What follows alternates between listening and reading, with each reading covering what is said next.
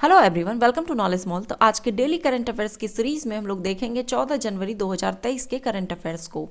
और वीडियो में एंड तक बने रहें। वीडियो के एंड में हम लोग 13 जनवरी 2023 के करंट अफेयर्स का रिवीजन करेंगे। तो चलिए देखते हैं आज का करंट अफेयर्स। उससे पहले आप सबों को मकर संक्रांति की ढेर सारी शुभकामनाएं। क्वेश्चन है पहला कि 28वें जलवायु परिवर्तन सम्मेलन COP28 के लिए अध्यक्ष के तौर पर किसे नामित किया गया है? आंसर है ऑप्शन सी, डॉक्टर सुल्तान अहमद अल जाबेर को।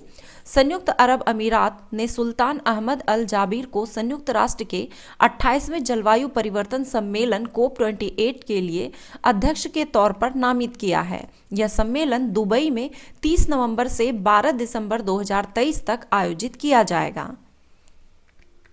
प्रधानमंत्री नरेंद्र मोदी की नई आरोग्य मैत्री परियोजना का संबंध किससे है? आंसर है ऑप्शन बी, विकासशील देशों को मानवीय सहायता प्रदान करना। प्रधानमंत्री ने विकासशील देशों को मानवीय सहायता प्रदान करने के लिए नई आरोग्य मैत्री परियोजना की घोषणा की। इस परियोजना के तहत भारत प्राकृतिक आपदा या मानवीय संकट से प्रभावित विकासशील देशों को जरूरी चिकित्सा आपूर्ति प्रदान करेगा। भारतीय रेलवे द्वारा शुरू की जाने वाली 8वीं वंदे भारत एक्सप्रेस ट्रेन किन दो स्थानों को जोड़ेगी? आंसर है ऑप्शन ए, सिकंदराबाद को विशाखापत्तनम से। भारतीय रेलवे द्वारा शुरू की जाने वाली 8वीं वंदे भारत एक्सप्रेस ट्रेन सिकंदराबाद को विशाखापत्तनम से जोड़ेगी। प्रधानमंत्री श्री नरेंद्र मोदी 15 जनवरी को सुबह 10:30 बजे वीडियो कॉन्फ्रेंस के माध्यम से सिकंदराबाद को विशाखापत्तनम से जोड़ने वाली वंदे भारत एक्सप्रेस ट्रेन को हरी झंडी दिखाकर रवाना करेंगे। देश के पहली वंदे भारत एक्सप्रेस ट्रेन जो थी, ये नई दिल्ली और वाराणसी के बीच चली थी। प्रधानमंत्री नरेंद्र मोदी ने इस ट्रेन को 15 फरवरी 2019 को हरी झंडी दिखाई थी। 5G उपयोग मामलों की जमीनी स्तर पर तैनाती करने वाला भारत का पहला जिला कौन बना? आंसर है ऑप्शन बी, विदिशा। विदिशा मध्य प्रदेश का एक आकांक्षी जिला है जो स्टार्टअप्स द्वारा प्रस्तावित नवाचारी 5G उपयोग मामलों की जमीनी स्तर पर तैनाती करने वाला भारत का पहला जिला बन गया है। 12 जनवरी 2023 को अपर सचिव दूरसंचार की विदिशा जिले की यात्रा के दौरान C-DOT के सहयोग से स्टार्टअप्स द्वारा 5G IoT उपयोग मामलों का प्रदर्शन किया गया। जनता दल यूनाइटेड के पूर्व राष्ट्रीय अध्यक्ष जिसका निधन 12 जनवरी 2023 को हो गया। आंसर है option A, Shri Sharad Yadav. Janata Dal United के पूर्व राष्ट्रीय अध्यक्ष श्री शरद यादव का निधन दिल्ली के गुरुग्राम के एक निजी अस्पताल में 12 जनवरी 2023 को हो गया। वह 75 साल के थे। ऑटो एक्सपो 2023 का आयोजन निम्नलिखित में से किस थीम के साथ आयोजित किया जा रहा है?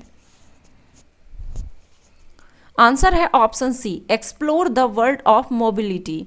Explore the world of mobility theme के साथ ऑटो एक्सपो 2023 का आयोजन automotive components manufacturers association of India, भारतीय उद्योग परिसंघ तथा society of Indian automobile manufacturers द्वारा किया जा रहा है। ऑनलाइन गेमिंग में भारत का पहला उत्कृष्टता केंद्र कहां स्थापित किया जाएगा?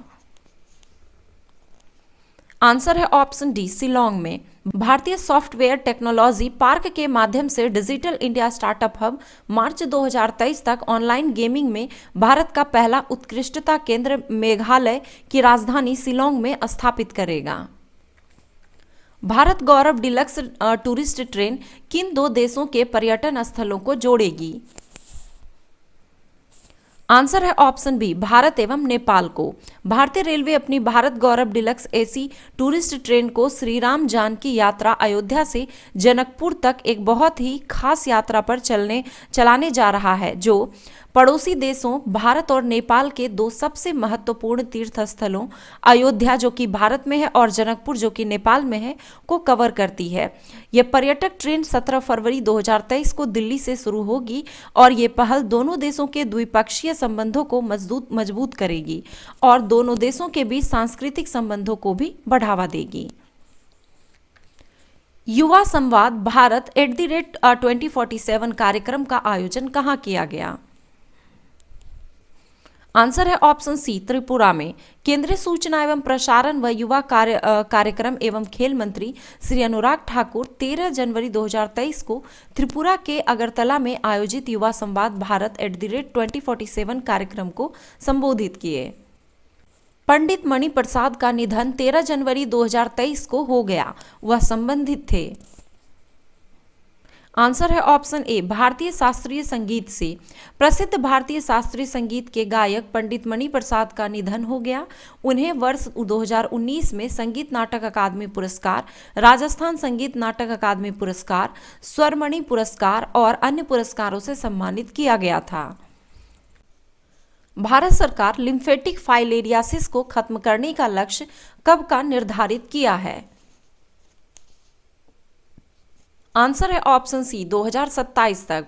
केंद्रीय स्वास्थ्य एवं परिवार कल्याण मंत्री डॉक्टर मनसुख मांडविया ने 2027 तक लसिका फाइलेरिया को देश से खत्म करने का लक्ष्य रखा है। लसिका फाइलेरिया को खत्म करने का वैश्विक लक्ष्य, ध्यान दीजिएगा, ये भारत सरकार का लक्ष्य है कि 2027 तक ये खत्म कर दिया जाए, और वैश्विक लक्ष्य जो रखा गया है ये 2030 तक का है। निम्नलिखित में से कौन सा देश इबोला वायरस के कारण होने वाली इबोली बीमारी के प्रकोप की समाप्ति की घोषणा की? आंसर है इसका ऑप्शन डी, युगांडा। विश्व स्वास्थ्य संगठन द्वारा जारी बयान के अनुसार युगांडा ने 11 जनवरी 2023 को इबोला वायरस के कारण होने वाली इबोला बीमारी के प्रकोप की समाप्ति की घोषणा की। WHO के मुताबिक किसी भी देश को इबोला मुक्त घोषित करने के लिए वहां 42 दिनों तक किसी नए मामले मतलब कोई भी नया मामला नहीं आना चाहिए। 20 सितंबर 2022 को युगांडा में पहले मामले की पुष्टि होने के बाद युगांडा ने 4 महीने से भी कम समय में इस प्रकोप को समाप्त करने में कामयाबी हासिल की है। तो ये थे आज के करंट अफेयर्स 14 जनवरी के। अब हम लोग फटाफट से 13 जनवरी के करंट अफेयर्स को रिवीजन कर लेते हैं। भारत अमेरिका व्यापार नीति फोरम की 13वीं मंत्री स्तरीय बैठक का आयोजन वाशिंगटन डीसी में कब किया गया? तो यह किया गया 11 जनवरी 2023 को। उड़ीसा में आयोजित 15वें पुरुष हॉकी विश्व कप का पहला मैच भारत और किस देश के बीच आयोजित होगा? तो भारत और स्पेन के बीच। और ये चूंकि 13 जनवरी यानी कि कल का ही करंट अफेयर्स था, हालांकि आज ये मैच हो चुका है और इसमें भारत ने स्पेन को 2-0 से हरा दिया है।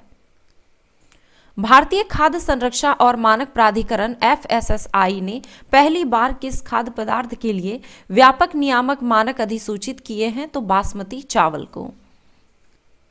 पुस्तक revolutionaries the other story of how India won it's freedom के लेखक कौन है? तो संजीव सान्याल है। खनन क्षेत्रों में उड़ने वाली धूल को कम करने के लिए किसने नई धूल नियंत्रण प्रौद्योगिकी सिस्टम एंड मेथड का आविष्कार किया? तो ये किया Central Mine Planning and Design Institute Limited, Ranchi ने। ग्लोबल इन्वेस्टर्स समिट 2023 का आयोजन कहाँ किया गया? तो ये किया गया इंदौर में।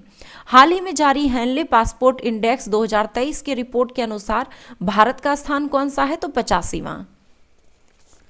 हाल ही में जारी हेनले पासपोर्ट इंडेक्स 2023 के रिपोर्ट के अनुसार सबसे शीर्ष स्थान पर कौन सा देश है? तो ये है जापान। किसकी अध्यक्षता में 12 जनवरी 2023 को नई दिल्ली में वर्चुअल रूप से voice of global south summit के वित्त मंत्रियों के सत्र संपन्न हुआ? तो श्रीमती निर्मला सीतारमन की अध्यक्षता में। किस देश के सर्वर में आई खराबी के कारण 7,000 से अधिक विमानों का संचालन प्रभावित हो गया? तो अमेरिका के।